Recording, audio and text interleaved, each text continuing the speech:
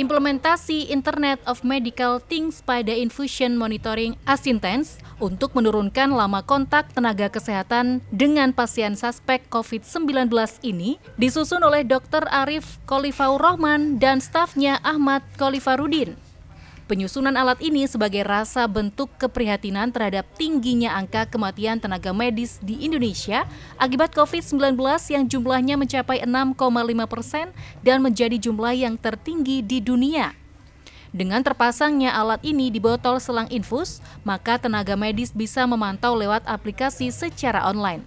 Setiap tetes infus akan terpantau, bahkan jika cairan dicampurkan juga akan terdeteksi jika jumlahnya kurang atau lebih.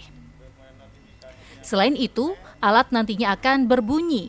Laporan juga akan dikirim melalui aplikasi online, sehingga tenaga medis tidak harus memantau secara manual yang bisa berdampak pada lamanya interaksi tenaga medis dan pasien suspek COVID-19. Sementara itu, menurut Dr. Taufik Hidayat Jubir Gugus COVID Kabupaten Lamongan, dengan ditemukannya alat tersebut, paling sedikit bisa membantu para medis untuk dalam melaksanakan tugasnya dan bisa meringankan beban tugasnya. Sedangkan menurut Dr. Arif Kholifaur Rahman, dokter puskesmas sekarang sekaligus penemu alat ini, mengatakan hal ini merupakan salah satu rasa keprihatinannya terhadap banyaknya tim medis yang menjadi korban COVID-19 ini, sehingga dia membuat alat tersebut. Dok, apa yang membuat Anda untuk membuat alat itu untuk apa itu, Dok? Apa yang membuatnya sampai tergugah seperti itu? Jadi untuk saya membuat alat ini itu karena banyaknya tenaga kesehatan yang meninggal karena COVID. Dan alat ini itu bisa untuk solusi untuk menurunkan lama kontak dan jumlah kontak antara tenaga kesehatan dengan pasien dengan suspek COVID. Nah, terus anuannya gimana? Apa proses kerjanya atau gimana?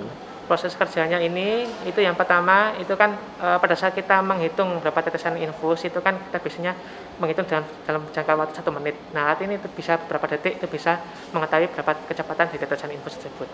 Itu yang pertama. Terus yang kedua, andai kata kalau infusnya habis itu dia bisa menemukan sinyal juga melalui telegram atau melalui notifikasi di alat tersebut melalui bunyi.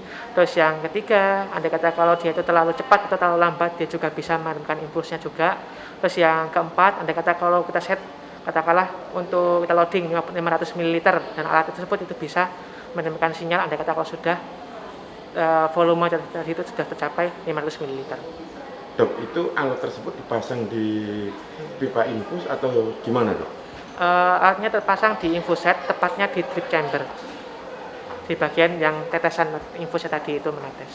Alat ini sendiri menggunakan development board TTGOT display yang menggunakan ESP32 dan menggunakan Attenti 85, sensor fototransistor, dan real-time clock DS3231. Untuk satu alat ini, tim inovator hanya membutuhkan biaya sebesar Rp755.000. Efektivitas alat ini akan terkendali jika diaplikasikan di daerah yang tidak ada jaringan listrik dan internet.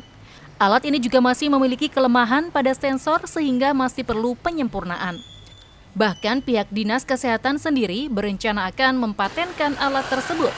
Dengan begitu, paling tidak hal ini akan bisa membantu para tim medis yang saat ini sedang bertugas untuk menangani para pasien COVID-19. Zulkifli Zakaria, JTV Lamongan.